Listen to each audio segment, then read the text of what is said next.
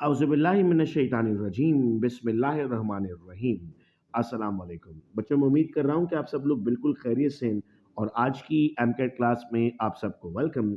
आज हम पढ़ने जा रहे हैं केमिस्ट्री चैप्टर 2। इंशाल्लाह आज हम इस चैप्टर को कंप्लीट करेंगे।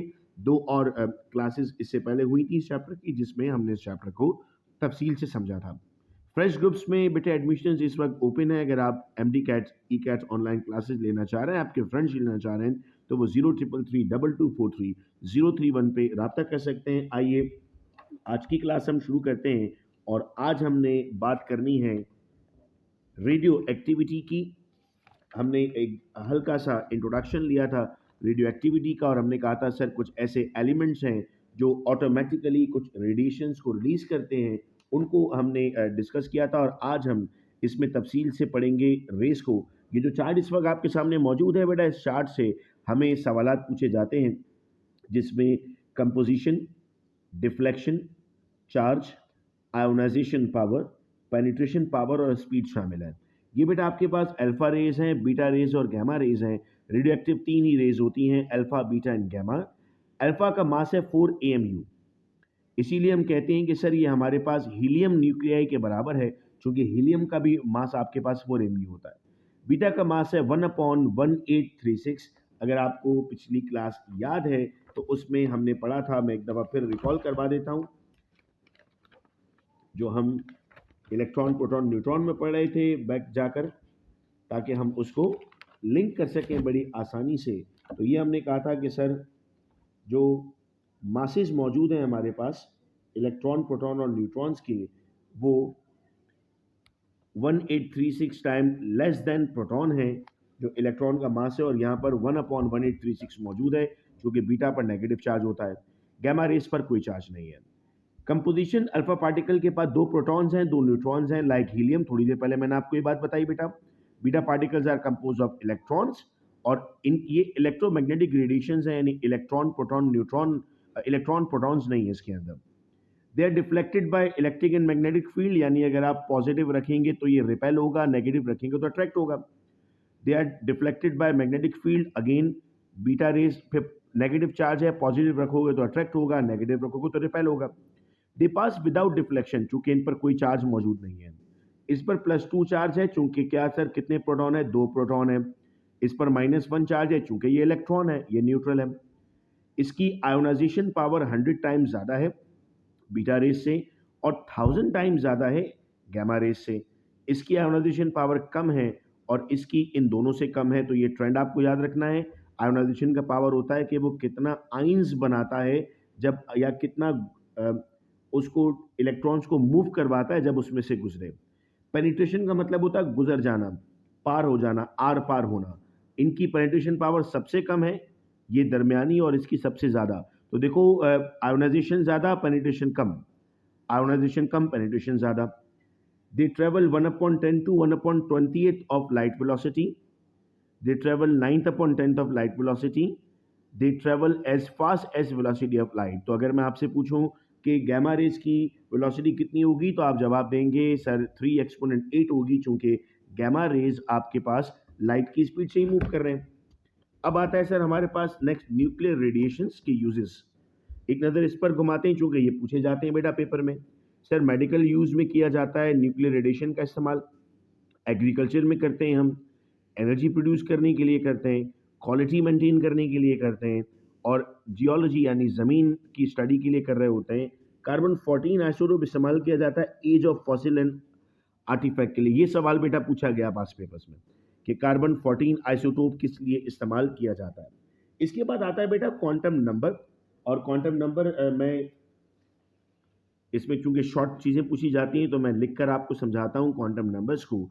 सर क्वांटम नंबर्स क्या होते हैं, हम कहते हैं सर टोटल 4 क्वांटम नंबर हैं आपके पास, जिनमें principal quantum number, azimuthal quantum number, spin quantum number और मैग्नेटिक क्वांटम नंबर शामिल हैं।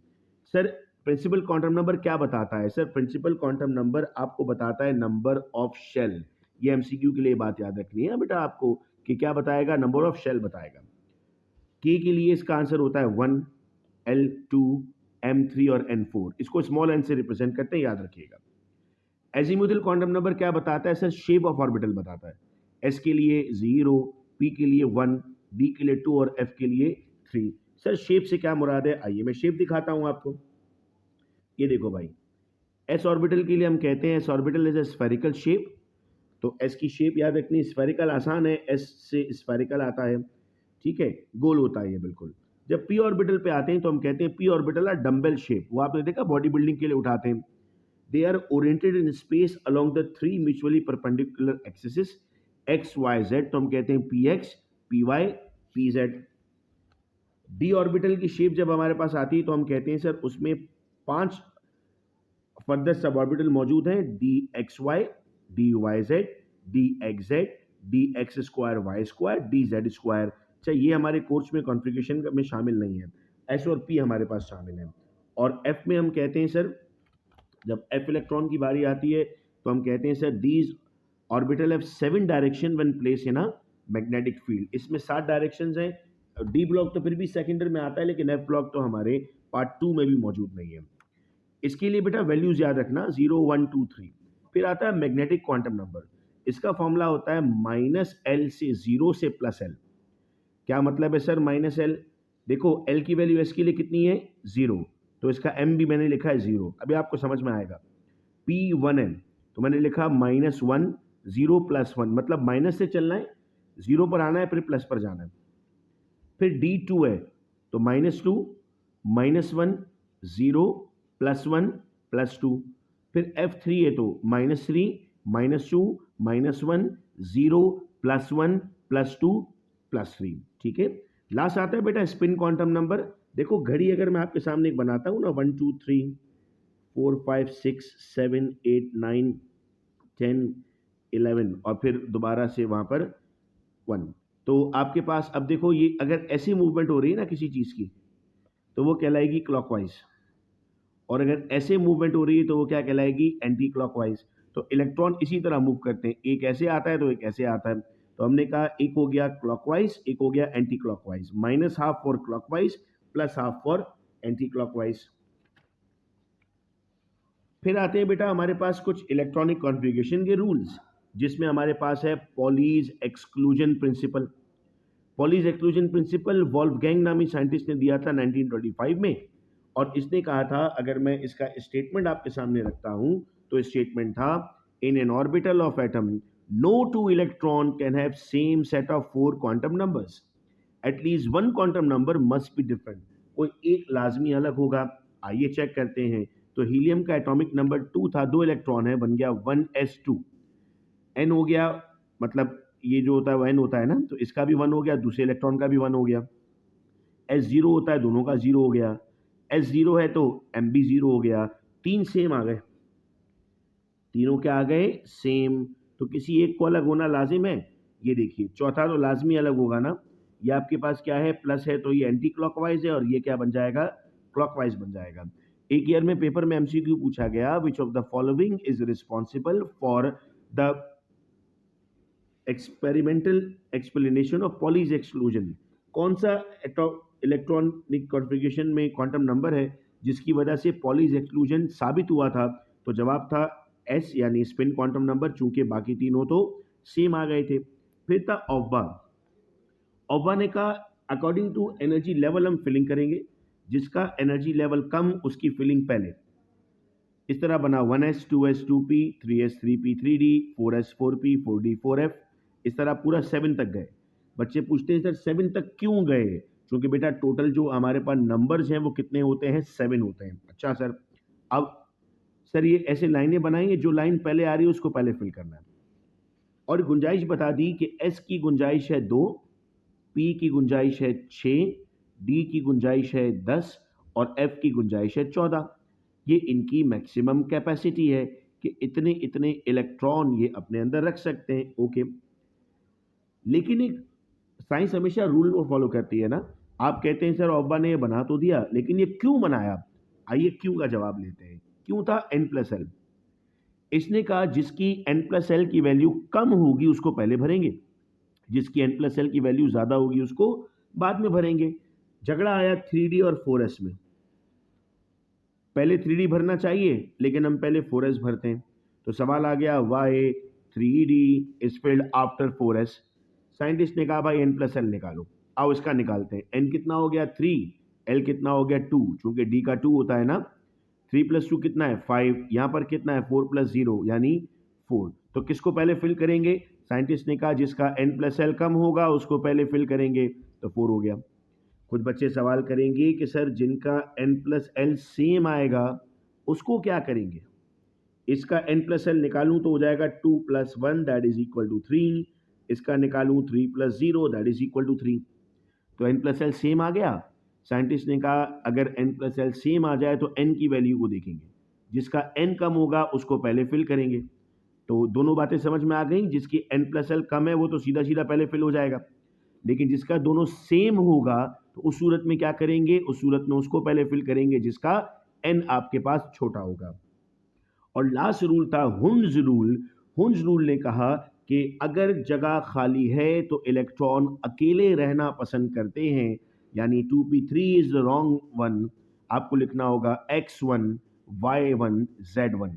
तो हो गया 1s2 2s2, 2p3 लिखोगे गलत हो जाएगा, 2px1 2py1 2pz1। ठीक है, ये 4 रूल आ गए। अब इन बुनियाद पर मैं आपको इलेक्ट्रॉनिक कॉन्फ़िगरेशन करके बताता हूं कुछ एटॉमिक नंबर्स की। सपोज कीजिए मेरे पास एटॉमिक नंबर है 11। तो बेटा 11 का मतलब ये है कि 11 इलेक्ट्रॉन है टोटल। मुझे फॉलो करना है इस रूल को कि पहले किसको फिल करना है बाद में किसको फिल करना है। तो पहले फिल होता है 1s, और देखो 1s हो 2s हो 3 4 5 6 7, s में 2 ही आ सकते हैं, तो s में 2 आ गए। अब 1s के बाद कौन फिल होगा? 1s के बाद 2s फिल होगा, ये हो गया 2s2। फिर 2s के बाद कौन फिल होगा? 2s के बाद 2p है। p में कितने आते हैं? 6। आपने कहा था x y z करके लिखना होता है, वो उस वक्त जब लास्ट में आ रहा होगा। कितने हो गए? 10 हो गए। ये देखो 2 इधर 2 इधर 6 इधर, 10 हो गए। 2p के बाद कौन है? 3s। 3s की गुंजाइश कितनी है? 1। तो अब 11 इलेक्ट्रॉन पूरे हो गए, ये कॉन्फ़िगरेशन आ गई। अब मैं कहता हूं 19 इलेक्ट्रॉन है। पहले क्या आएगा? 1s2, फिर 2s2, फिर 2p6, फिर 3s2। कितने हो गए? 2 4 6 10 2 12, फिर 3p6। ये इस तरह भरता जा रहा हूं मैं। चार्ट मेरे पास है 1s 2s 2p 3s 3p। 3p के बाद कौन है? 4s है। कितने इलेक्ट्रॉन हो गए? 10 2 12 6 18, तो ये हो गया 4s1। ठीक है, अब थोड़ा सा कंफ्यूज करने के लिए पेपर में क्या होता है, आपको कहता है Na+1 की इलेक्ट्रॉनिक कॉन्फ़िगरेशन करो। अब Na का एटॉमिक नंबर कितना है? 11। भाई इस प्लस का मतलब क्या है? प्लस का मतलब है इलेक्ट्रॉन दे दिया। प्लस का मतलब क्या है? इलेक्ट्रॉन दे दिया। तो क्या बन जाएगा? जब इलेक्ट्रॉन दे दिया हमने तो हम कहते हैं कि हमारे पास बन गए टोटल 10 इलेक्ट्रॉन।